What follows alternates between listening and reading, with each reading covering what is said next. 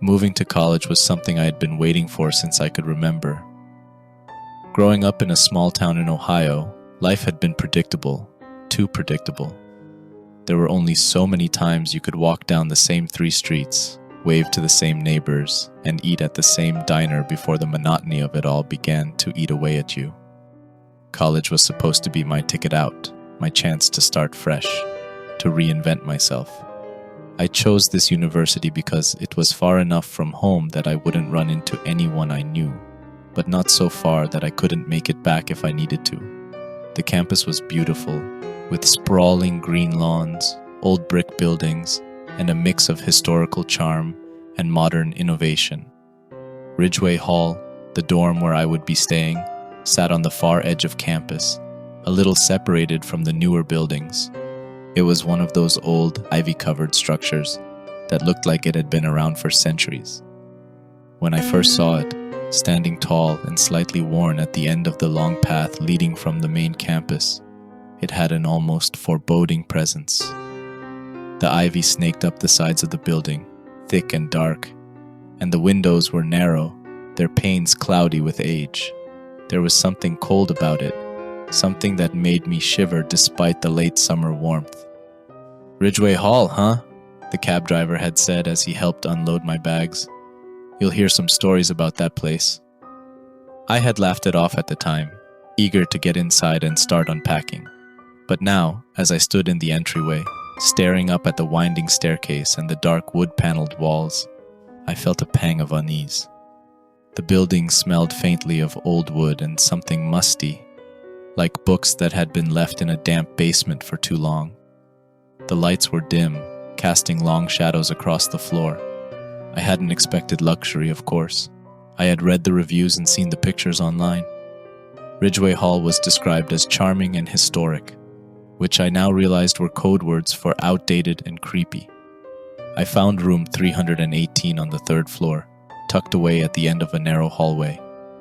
The door creaked when I pushed it open, revealing a small room with 2 twin beds, 2 wooden desks, and a single window that looked out over the campus. The walls were a dull, off-white color, and the floor was covered in an old threadbare rug that had clearly seen better days. It wasn't much, but it was mine. For the next few months, at least. I set my suitcase on one of the beds and looked around. The air in the room was stale, like it hadn't been aired out in a long time. The window was slightly cracked, and when I walked over to close it, I noticed how dirty the glass was, making the world outside look hazy and distant. I could just make out the silhouette of the clock tower across campus, shrouded in mist from the light rain that had started falling. A sigh escaped me. It wasn't what I had imagined, but it would do. I spent the next hour unpacking, filling the dresser drawers with my clothes and setting up my books on the desk. The emptiness of the room was unsettling, and the quiet was almost oppressive. There were no sounds of other students moving in, no doors slamming, no music playing down the hall. It was as if Ridgeway Hall existed in its own bubble, disconnected from the rest of campus. After finishing my unpacking, I decided to explore the dorm. The building had 3 floors, and from what I had read, it was one of the oldest structures on campus. The 3rd floor, where my room was located, seemed to be the least occupied. I passed by several closed doors, but I didn't hear any noise coming from inside. It felt like I was the only one here. The 2nd floor was a little more lively. I heard the faint sounds of conversation coming from one of the rooms, and the common area at the end of the hallway had a few people lounging on couches, scrolling through their phones. I waved to a couple of students as I walked by, but they didn't seem to notice me. They were too absorbed in their own world, which suited me just fine. The 1st floor, however, was eerily quiet. The lobby was dimly lit, the old chandelier casting flickering shadows on the walls. The floors creaked beneath my feet as I walked, and I could hear the faint hum of the building's heating system. There was a strange smell down here too, something metallic mixed with the musty scent of old wood. It wasn't overpowering, but it was noticeable enough to make me wrinkle my nose. I found the laundry room and the small kitchen tucked away in a corner near the lobby. They looked as old as the building itself, with outdated appliances and peeling wallpaper. I wondered how many students had passed through Ridgeway Hall over the years. How many had lived in the same room I now occupied? The thought made me feel small, like just another temporary occupant in a place that had existed long before me and would continue long after I was gone. On my way back to my room, I passed an old corkboard near the stairwell, covered in faded flyers and notices. Most of them were announcements for events that had long since passed, but one flyer caught my eye. It was a simple white piece of paper with bold black letters that read, "Have you seen Ethan Marshall? Missing since last semester. If you have any information, please contact campus security." I stared at the flyer for a moment, my heart skipping a beat. Ethan Marshall. The name sounded familiar, but I couldn't place it. I hadn't heard anything about a student going missing before coming here, and the fact that the flyer was still up made me wonder if they had ever found him. The thought of someone disappearing from campus, especially from the same dorm I was now living in, sent a shiver down my spine. I shook it off, telling myself it was probably nothing. People went missing all the time, didn't they? It was probably unrelated to me or my new life here. Still, I couldn't shake the feeling of unease as I headed back to my room. Ridgeway Hall felt different now, darker somehow. The shadows seemed longer, the silence more oppressive. I was glad I wasn't alone. My roommate would be arriving soon, and having someone else around would make this place feel less haunted. When I reached my room, I noticed the door to the room next to mine, room 317, was slightly ajar. I hadn't seen anyone enter or leave that room all day, but now I could hear the faint sound of movement from inside. Curiosity got the better of me, and I paused for a moment listening. It was subtle at first, just the sound of fabric rustling like someone shifting in bed. But then I heard something else, something that made my blood run cold. A soft rhythmic tapping like fingers drumming on a desk, growing louder with each passing second. I glanced at the door. I didn't want to intrude, so I quickly stepped away and headed into my room, closing the door behind me with more force than I had intended. The tapping stopped as soon as my door clicked shut, and the silence that followed was deafening. I sat on my bed, trying to shake the unease that had settled over me. I told myself it was nothing, just someone moving around in their room. But deep down, I knew something about this place wasn't right, and I hadn't even met my roommate yet. The following day, I woke up early, feeling a bit more settled after my strange first night. The rain had stopped, and the campus looked brighter under the pale morning sun. I decided to spend some time exploring the main part of the university, trying to familiarize myself with the layout of the buildings and find my way to the dining hall. It was a peaceful morning with only a few students milling about. I grabbed breakfast, found a quiet spot outside, and enjoyed my meal while watching people pass by. It was nice to feel part of something bigger, even if I didn't know anyone yet. Later in the afternoon, I headed back to Ridgeway Hall, my thoughts drifting to my roommate. I still hadn't heard from him, and a part of me wondered if he had decided to back out last minute. The idea of having the room to myself was appealing, but at the same time, I was looking forward to meeting him.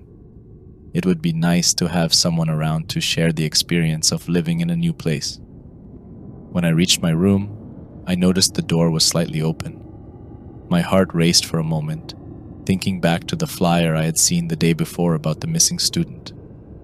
But as I pushed the door open, I saw someone standing by the window, his back to me. He was tall with messy brown hair and a relaxed posture, as if he didn't have a care in the world. He turned around as soon as I entered, flashing me a friendly smile. "Hey man, you must be Alex, right? Sorry I'm late. I'm Ethan." Ethan? My heart skipped a beat at the name. I forced a smile, trying to shake the unease that had suddenly gripped me. There was no way this could be the same Ethan from the flyer, right? "Nice to finally meet you." Ethan immediately made himself at home, tossing his backpack onto the other bed and starting to unpack. He didn't seem to notice my hesitation, or if he did, he didn't acknowledge it. Instead, he launched into a casual conversation about the dorm, asking me how my first few days had been and whether I'd checked out the dining hall yet. Despite my initial wariness, I found myself warming up to him quickly. He was easy to talk to with a laid-back vibe that put me at ease. Within minutes, we were chatting like old friends, swapping stories about our hometowns and our reasons for choosing this university. Ethan had a way of making everything feel normal, even when it wasn't. His presence was calming, and for the first time since I had arrived, I felt like I wasn't alone. We spent the rest of the evening talking, getting to know each other, and by the time I went to bed, I was glad to have him as my roommate. But as I lay in bed that night, staring up at the ceiling, I couldn't stop thinking about the flyer. "Have you seen Ethan Marshall?" I told myself it was a coincidence. There had to be more than one Ethan on campus, right? It wasn't an uncommon name. Besides, this Ethan was here, unpacking, settling in. He wasn't missing. And yet, the unease lingered. Over the next couple of weeks, life at Ridgeway Hall settled into a routine. Classes began, and I quickly found myself juggling the workload, figuring out which professors were sticklers for attendance and which ones didn't care if you ever showed up. College life felt like a blur of new experiences, late nights, and endless cups of coffee. Ethan and I got along surprisingly well. We didn't have any classes together, but we spent most evenings in our dorm room, chatting or doing homework. He wasn't much for small talk in public, and though I occasionally invited him to join me when I grabbed food at the dining hall, he often declined. It didn't bother me at first.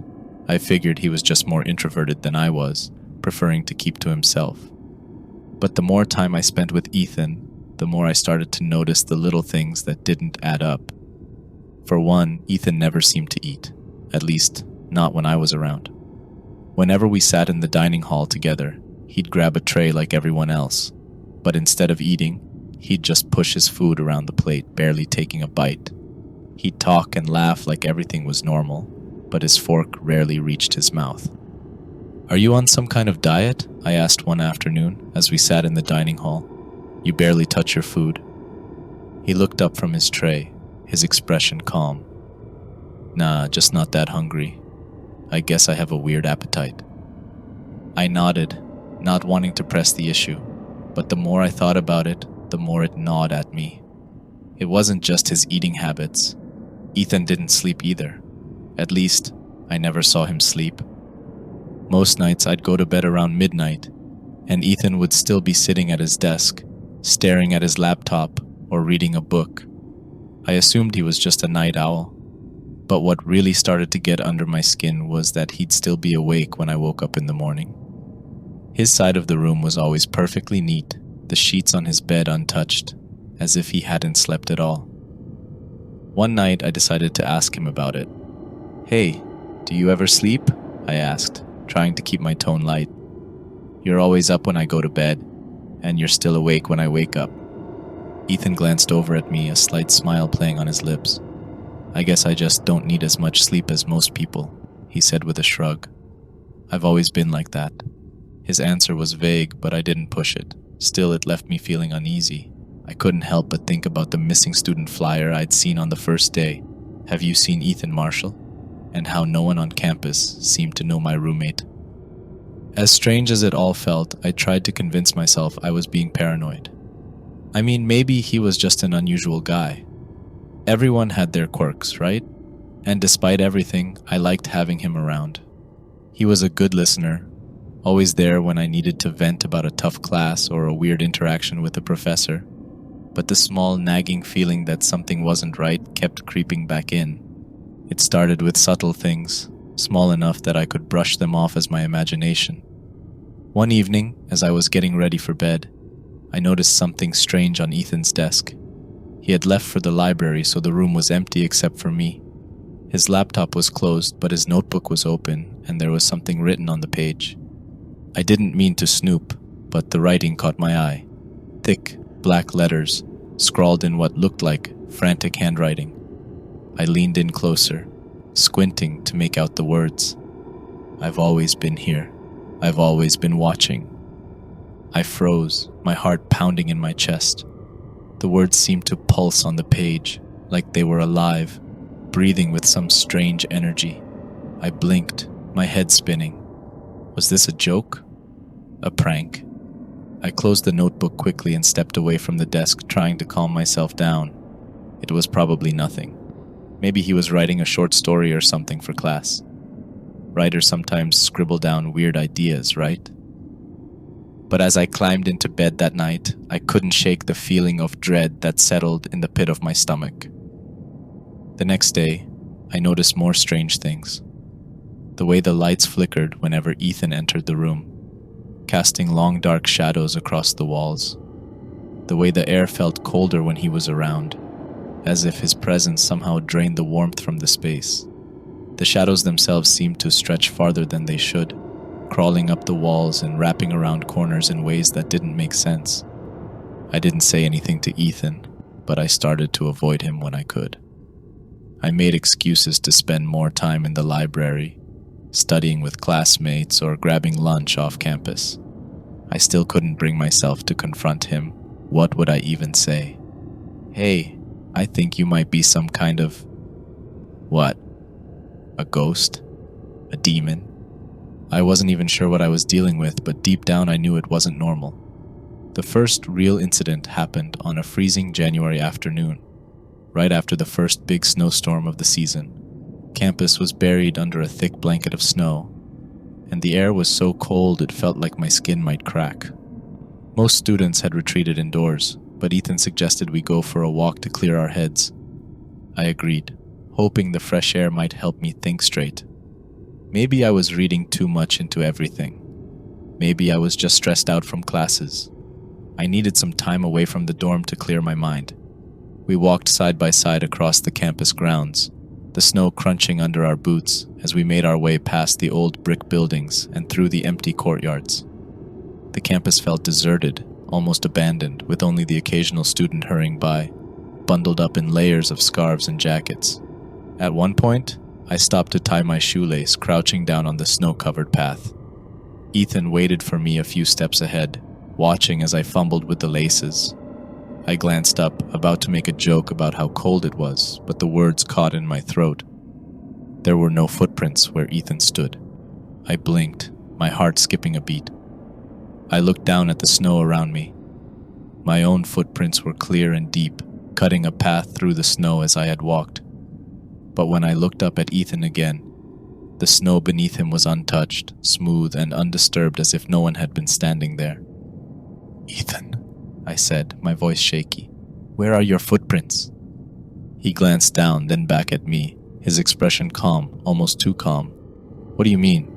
I stared at him, my mind racing. "Your footprints. You've been walking this whole time, but there's nothing. No tracks." Ethan shrugged, his eyes dark and unreadable. Maybe the snow's just covering them up. That didn't make any sense.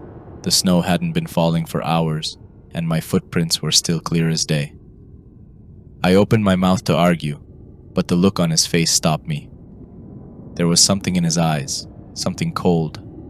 I swallowed hard, standing up and brushing the snow from my jeans.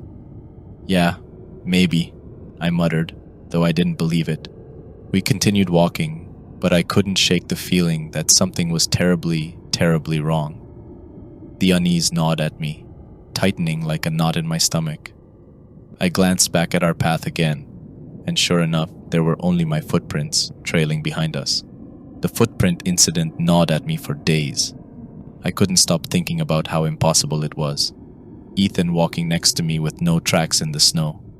I tried to explain it away, chalk it up to stress, exhaustion, maybe even paranoia, but I couldn't get rid of the feeling that I was missing something important. After a restless night, I made a decision. I had to figure out what was going on with Ethan. It wasn't just the footprints, it was everything. The way he never ate, never slept, the way the room felt colder when he was around. I wasn't crazy. There was something wrong with him, and I needed to know what it was. The first place I went was the dorm office.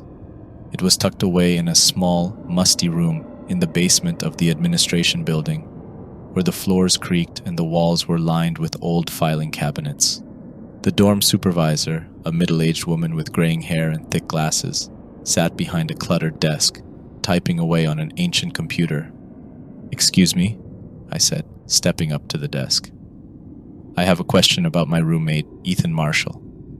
I just wanted to check if there were any issues with his records or if there was anything I should know." The woman glanced up at me, her eyes narrowing slightly. "Ethan Marshall? What room are you in?" "Room 318. She frowned and turned to her computer, typing in my room number.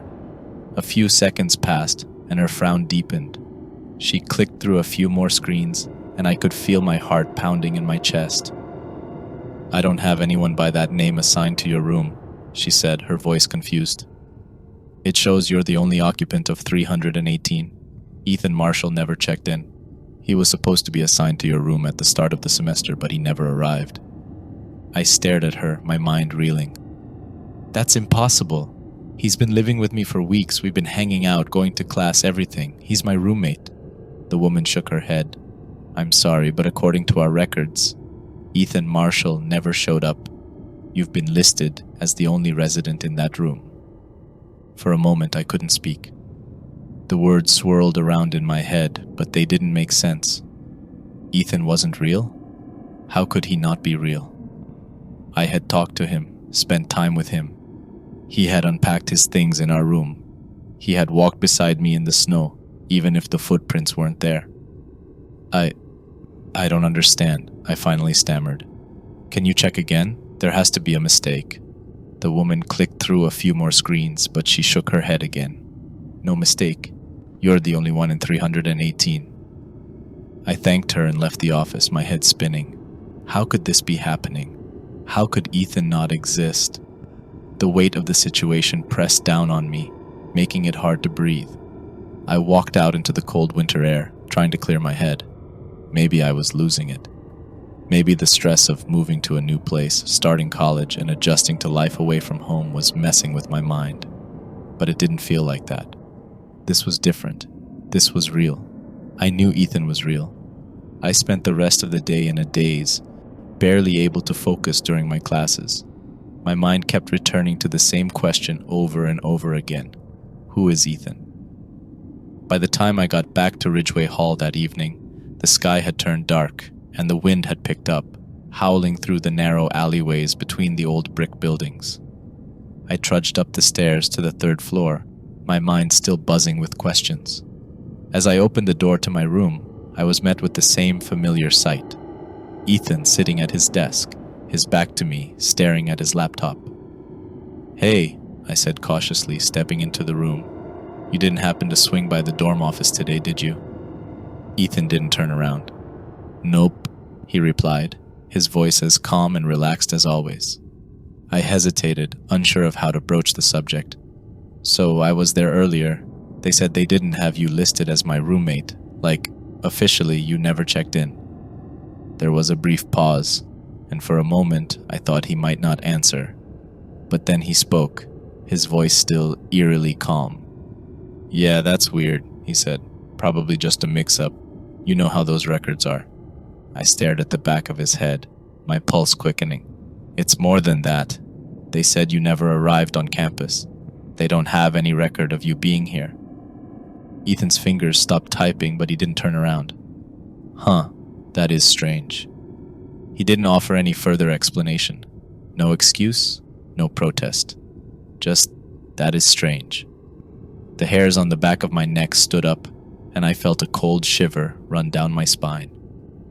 "You never talk about where you're from," I said, my voice shaky. "Or what classes you're taking. You don't eat, you don't sleep. And that day in the snow, you didn't leave any footprints." This time, Ethan did turn around. Slowly, almost deliberately, he swiveled his chair to face me. His eyes were dark, and there was something unsettling about the way he looked at me, something I hadn't noticed before. "What are you trying to say, Alex?" he asked, his voice low. I swallowed hard, my mouth dry. Who are you? For a long moment, Ethan didn't say anything. He just stared at me, his expression unreadable. The air in the room felt thick, heavy, like it was pressing down on me, making it hard to breathe. The shadows in the corners of the room seemed to stretch farther than they should have, creeping up the walls like something alive. Then Ethan smiled. But it wasn't the friendly, easygoing smile I had grown used to. It was cold, distant, and somehow wrong. I'm exactly who you think I am, he said quietly. I'm your roommate, Alex, and I've been here the whole time. I took a step back, my heart racing. But the records. Records can be wrong, Ethan said, standing up from his chair. He took a step toward me, and the room seemed to grow colder, the shadows closing in around us. People make mistakes. I felt trapped, backed into a corner by his presence. What do you want? Ethan tilted his head, his smile never fading. I already have what I want. You. My breath caught in my throat, and I felt the room spin around me. The realization hit me like a punch to the gut. Ethan wasn't real. He was never real. He was something else, something pretending to be my roommate, something that had been living with me, watching me. I turned and bolted for the door, my hand fumbling with the doorknob. But as I yanked it open, I felt a cold hand on my shoulder pulling me back. You can't leave, Alex, Ethan whispered in my ear, his voice cold and sharp like ice. You belong here now. I wrenched myself free from Ethan's grasp, stumbling out into the hallway. My heart pounded in my chest as I ran down the corridor, my feet slapping against the cold, tiled floor. I didn't know where I was going, anywhere but there. The hallway stretched on forever, the walls narrowing as I ran. The lights flickered overhead, casting long, distorted shadows that seemed to move on their own. My breath came in ragged gasps, and I could hear the pounding of my heart in my ears. Behind me I heard Ethan's footsteps, slow, deliberate, unhurried. He wasn't chasing me, but I knew he was following. He didn't need to run. He knew I had nowhere to go. I turned a corner and skidded to a stop. The hallway in front of me was gone, replaced by a wall of darkness. It was as if the building itself had swallowed the corridor, leaving nothing but a void in its place. I turned back the way I had come, but the hallway behind me had disappeared as well. I was trapped. Ethan's footsteps grew louder, echoing in the empty space around me. I pressed myself against the wall, my hands shaking, my mind racing. This couldn't be happening. This couldn't be real, but it was. You can't run, Alex, Ethan's voice echoed through the darkness, coming from everywhere and nowhere at once. You're already mine. The air grew colder, and I felt a pressure in my chest, like the very life was being drained from me. The shadows twisted and writhed, closing in around me like black tendrils. I could feel Ethan's presence, closer now, suffocating, oppressive. I closed my eyes, my mind screaming for a way out, any way out. Suddenly, the pressure lifted. I opened my eyes, and I was standing outside Ridgeway Hall. The cold wind whipped at my face, and the night sky stretched out above me, clear and bright. The building loomed behind me, dark and silent, as if nothing had ever happened. I stumbled away, my breath coming in ragged gasps. My legs felt weak, and my head spun with confusion. How had I gotten out? Had it all been a hallucination? A nightmare?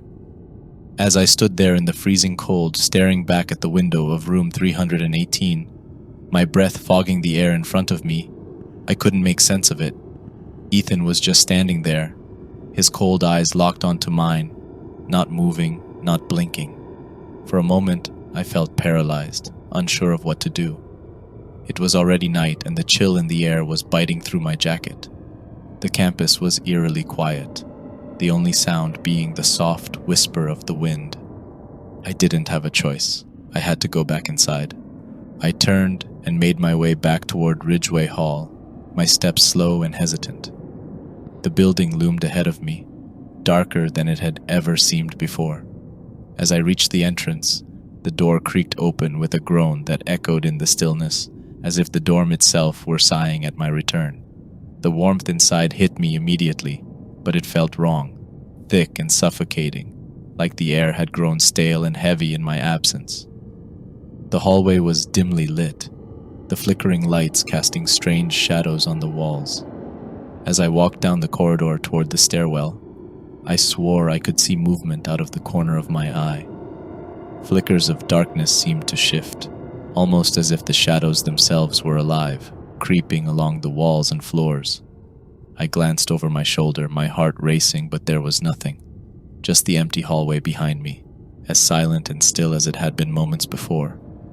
I reached the stairs and ascended to the 3rd floor, my hand gripping the railing tightly. Each step felt heavier than the last, as though the air was pressing down on me. By the time I reached my floor, the entire building seemed unnervingly quiet, too quiet. No sounds of other students moving about, no music, no voices. Just the sound of my own breathing, shallow and uneven. When I reached my room, I stopped in front of the door to room 318. My hand hovered over the knob, my heart pounding in my chest. I didn't want to go inside, but I had no other option. With a deep breath, I pushed open the door. The room was empty. Ethan was gone. His side of the room looked untouched, as if he had never been there in the first place. The bed was perfectly made, the desk neat and orderly, no sign of his presence. But something was wrong. The air in the room was colder than the rest of the dorm, and the shadows that filled the corners seemed darker, thicker. I stepped inside cautiously, the door creaking shut behind me with a soft click that made me jump. As I moved toward my bed, I noticed small, strange things out of place. The lamp on Ethan's desk flickered on and off, casting brief bursts of light that made the shadows dance in ways that defied logic. A soft tapping sound echoed from the walls, like fingers drumming in a slow, deliberate rhythm, though there was no one there. The tapping would start and stop at random intervals, each time sending a chill down my spine. The wind outside howled, but the sound seemed to filter through the walls as if the building itself was breathing. I sat on my bed, my back pressed against the headboard, trying to steady my thoughts. The longer I sat there, the more I noticed things moving out of the corner of my eye. Small, fleeting shadows skittering across the floor, the faint sound of whispers that I couldn't quite understand. It felt as if the room itself was alive, watching me, waiting for something. I don't know how long I stayed like that, frozen in my bed, heart racing, eyes darting around the room. The strange occurrences persisted throughout the night. At one point, I heard a door slam down the hall, but when I opened my door to check, the hallway was empty. The dim lights above flickered ominously, casting long, unnatural shadows that stretched and twisted along the walls like grasping hands. Hours passed like a blur. The entire dorm seemed eerily deserted, as though I were the only one left inside. The oppressive quiet was unbearable, broken only by the occasional creak of the old building settling and the unsettling whispers that continued to swirl around me, just out of earshot.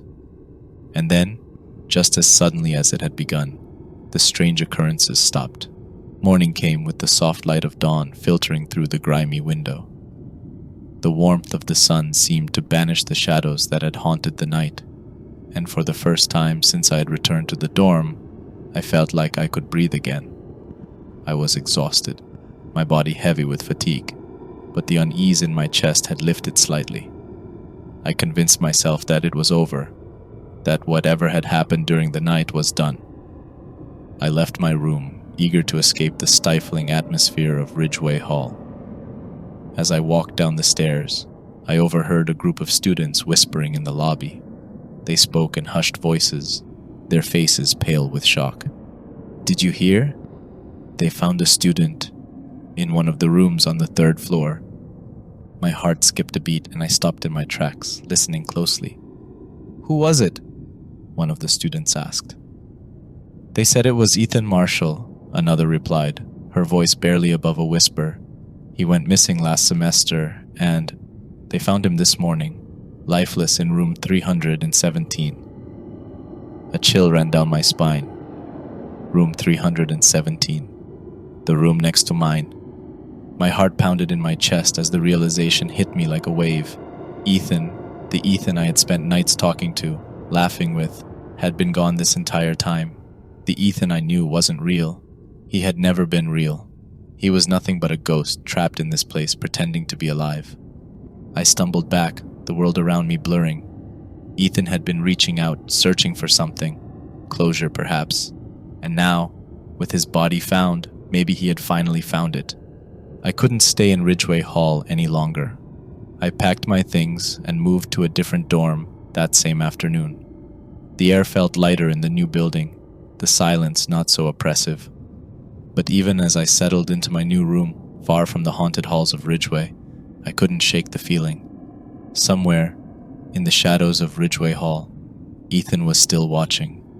And though I had left, a part of me knew that I could never truly escape.